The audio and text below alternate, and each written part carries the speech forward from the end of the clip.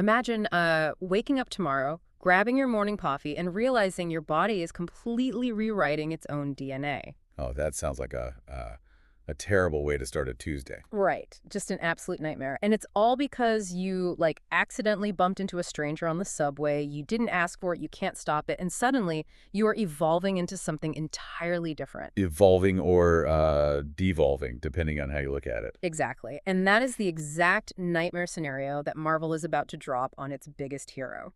And the crazy part, the catalyst isn't a radioactive experiment. It's not an alien symbiote either. It's the X-Men. It's a phenomenal biological collision. We are looking at a scenario that completely redefines, the rules of engagement for these characters. It's not just a standard crossover event. It is the total physiological overhaul. Yeah, and if you are trying to navigate this massive shift in the superhero landscape without getting, totally lost in the rumor mill, well, you are in the perfect place because we are doing a deep dive into all of this today. And the timing couldn't be better. Seriously, because this Wednesday is gearing up to be an absolute blowout event. Tickets are officially going on sale, and we are finally getting the highly anticipated, extremely secretive final trailer. So our mission today is to give you a full review of the trailer's plot points before it even drops, offering a good, interesting, and engaging explanation of this movie. Because the studio just dropped this massive, very carefully worded official synopsis, and alongside it, a literal mountain of verified leak data has hit the internet. Okay, let's unpack this. Because the PR team who wrote that synopsis, they are sneaky. Oh, they knew exactly what they were doing. Yeah. They buried the lead on purpose to keep the general audience focused on the tragedy of Peter's current situation. But they were quietly planting the seeds for this massive biological event. Right, because on the surface, the text just gives you the expected status quo. Let me just quote it here. It talks about, quote, a brand new day for Peter Parker fighting crime full-time as Spider-Man in a world that doesn't remember him. Which is sad, obviously. Super sad. It highlights the pressure of seeing his old friends move on. But then right in the middle, they slide in this one highly specific phrase. They claim this isolation, quote, sparks a change in Peter he may not have the power to control. And there it is, the hook. Yeah.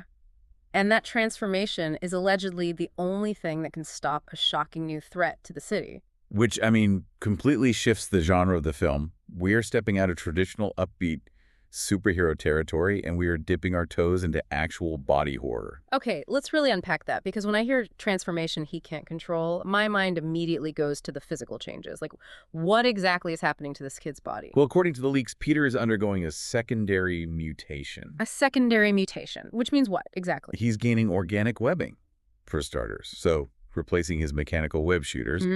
His strength and his spidey sense are getting a massive, terrifying boost, and his skin is literally hardening to increase his damage resistance. So he's pushing toward this primal man-spider form. Exactly. And the mechanics of that are what I find so fascinating. Think about the caloric and biological cost of generating organic webbing inside your own body. Oof. Yeah, it sounds exhausting. And gross. Very gross. His forearms are suddenly developing new, specialized spinneret glands. His immune system is essentially turning his skin into a calcified armor. This isn't just a fun power upgrade like getting a new suit. His body is acting like it's under attack. It's an extreme immune response. Precisely. I see where you're going with that, but let's back up for a second, because I know what you listening at home might be thinking right now. Spider-Man isn't an X-Men style mutant. Right. No X He gene. doesn't have the X gene. So how in the world is he undergoing a secondary mutation? I like to think of it like technology. Oh, I like this. Go on. Being a born mutant like Wolverine or Cyclops is like being born with a specific operating system. You were born with iOS. It's hardwired into your hardware from day one, and eventually it just activates. Right. It's intrinsic to who they are. But Peter Parker is a mutate, not a mutant. Yeah. Mutate. Right. What's fascinating here is that the source material carefully distinguishes between mutants who are born with powers and mutates who acquire them through other means. It's a very crucial distinction. He got a software patch later in life. He was just a normal human PC until he got bitten by a radioactive spider, and that external event forced a totally new software patch onto his existing code. That's a great analogy. So if his baseline biology is just an artificial software patch, Why is it suddenly deciding to install a massive, terrifying update right now? Why not 5 years ago? Well, because software patches are highly volatile when they are exposed to new malware. Yeah. And in this case, his biology isn't changing randomly because he's, sad about missing his old friends. Right. It's not depression-induced armor. No, it's a reactionary defense mechanism against a very specific external pathogen. Hmm? If his immune system is going into a hyper-defensive overdrive, we have to look at the threat that's actually triggering it.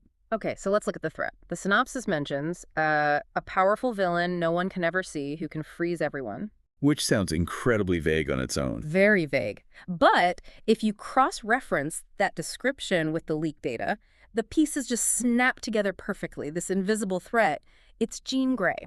Yeah, the leaks refer to her as Gan Grey, or Jean, and she's reportedly played by Sadie Sink. And apparently they're keeping her actual identity a total secret until the very end of the film. But here's the thing about Jean Grey, especially at this early stage in her timeline, she is rarely the mastermind. Right, she's usually a student. Exactly. She is immensely powerful, but she is the weapon being pointed, not the one pulling the trigger. The leaks reveal that the true antagonist, the actual puppet master, is a smaller-time X-Men villain. Oh, this is the guy equipped with all those highly specialized power inhibitors and suppressors. Yes, he's hiding in the shadows, using inhibitor tech to collar and essentially control Jean Grey. So he's manipulating her telepathic and telekinetic abilities for his own agenda, but here's where it gets really interesting. If this guy is hunting mutants, why is he coming after Peter? That is the brilliant dramatic irony of this entire plot. The villain initiates a citywide hunt based on completely faulty intelligence. He's getting bad data. Exactly. He possesses technology designed to detect extraordinary power signatures. He sees Spider-Man swinging through the streets of New York, dodging bullets with precognitive senses, and he just makes an assumption. He thinks Spider-Man is a newly emerging mutant. He does. He doesn't know about the radioactive spider. He doesn't know the difference between the operating system and the software patch. He just sees a kid climbing a brick wall, his radar pings, and he puts a giant crosshair on Peter's back. Precisely. The villain sends his controlled weapon, Jean Grey, to capture what he believes is a rogue mutant. And this is exactly where that biological collision happens. Okay, let's theorize on the actual mechanics of this collision, because I'm fascinated by this. Jean Grey is incredibly powerful, even as a teenager. But how does her power specifically rewrite Peter's DNA on a microscopic cellular level? Well, it's not like she's intending to mutate him. Right, so is she blasting him with cosmic radiation or something? No, it's more subtle and, honestly, much more invasive than that. Think of Jean's telekinetic and telepathic energy as a very specific frequency. Okay, tracking with you. When she uses her abilities to freeze Peter, she isn't just locking his physical muscles in place. Yeah. She is exerting pure mutant energy directly into his cellular structure. And Peter's radioactive software patch, his mutate biology, has never encountered the X gene frequency before. Oh, wow. So his body literally interprets her mutant energy as a catastrophic virus. Exactly. It's a biological panic attack. Right. The mutate DNA comes into direct contact with an immensely powerful mutant force, and Peter's body just goes into a hyper-defensive, monstrous overdrive simply to survive the encounter. It violently upgrades itself. Yes. The hardened skin, the organic webbing, it's his body rapidly mutating just to break out of her telekinetic hold. That is wild. It's cause and effect on a microscopic scale. And the craziest part of the leaks is that even after he inevitably defeats the villain and loses the massive, hulking man-spider aesthetic, his body doesn't fully revert back to normal. He retains the upgraded powers. Yeah. The organic webbing and the denser skin stay. Jean Grey leaves a permanent evolutionary mark on his physiology. Which perfectly sets up the new baseline for his character moving forward. But, we really can't ignore the collateral damage of this hunt. Right, because Peter isn't the only target. If this puppet master is walking around the city with a mutant detecting radar, aggressively sweeping for anomalies, Peter's signature definitely isn't the only one pinging it. Exactly. Which brings us to the social dynamics, because this movie isn't taking place in a vacuum. It is operating in real time. Right. A lot has happened since we last saw him. During the years we haven't seen Peter on screen, he hasn't just been sitting in a dark, empty apartment staring at the wall. He's aged, he's gone through college, he's had to exist in the world. And humans, by nature, seek connection. I mean, the isolation mentioned in the synopsis is real, but it's not absolute. He is actively trying to build a new life. And here's where the leaks get really exciting for the long-term fans.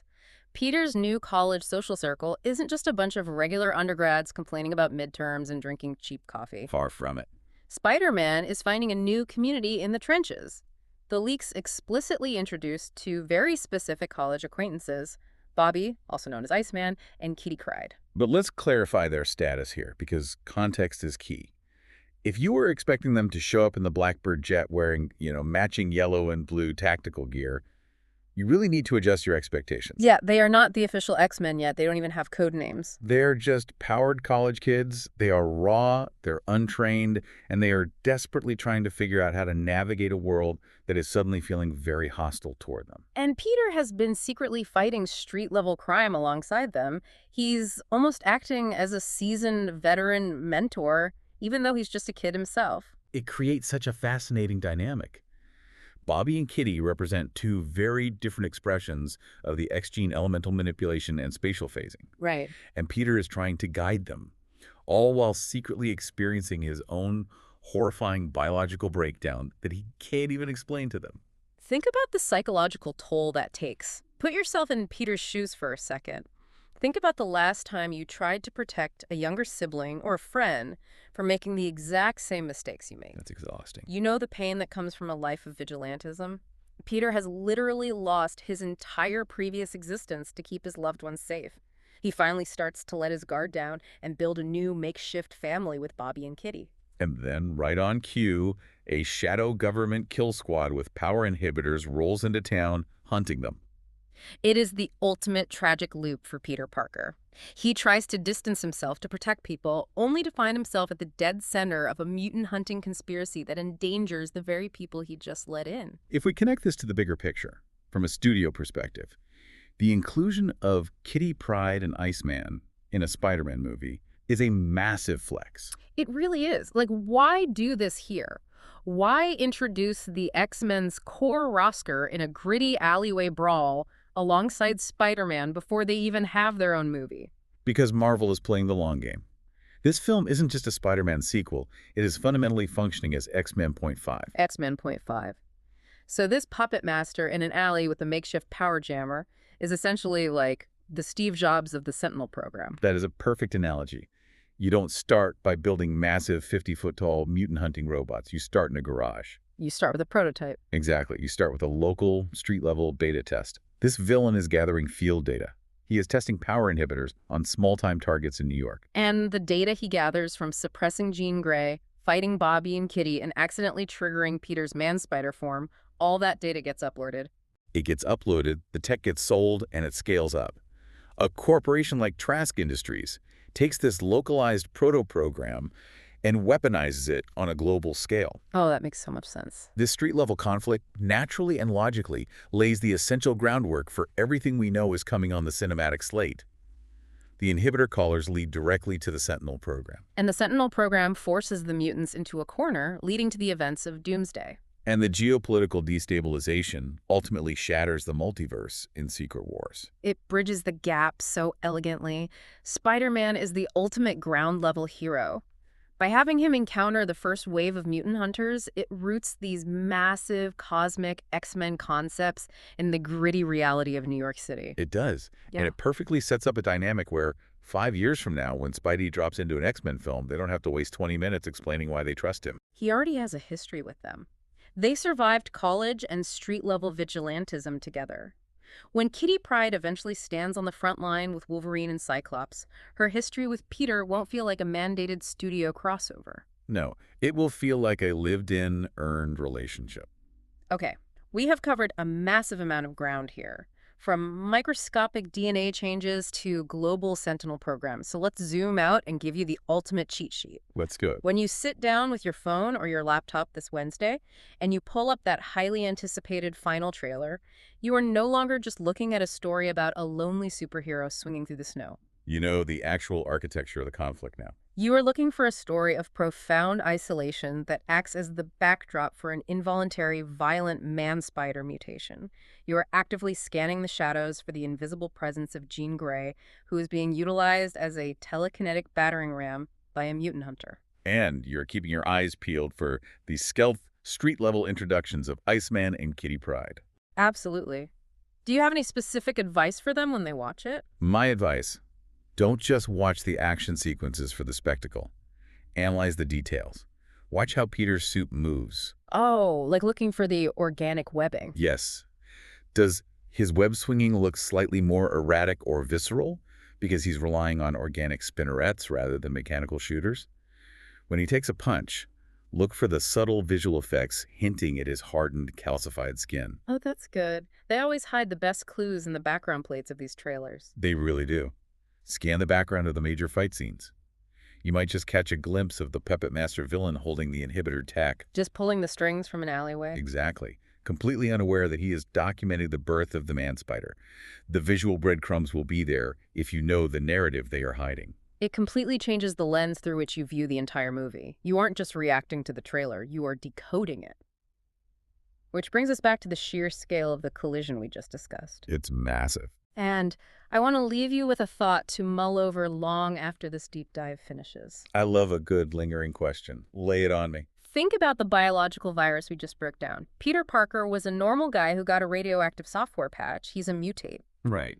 And we just established that if his specific mutate biology comes into contact with the telekinetic frequency of a single powerful mutant like Jean Grey, his body violently transforms and permanently upgrades itself just to survive. It forces an evolutionary leap. Exactly. So here's the question. If one teenage mutant can accidentally rewrite the DNA map of a single superhero's body in a random New York alley, what is going to happen to the rest of the world's superpowered mutates once the X-Men officially arrive in full force? Oh, wow. Think about the Hulk, or Daredevil, or Captain America.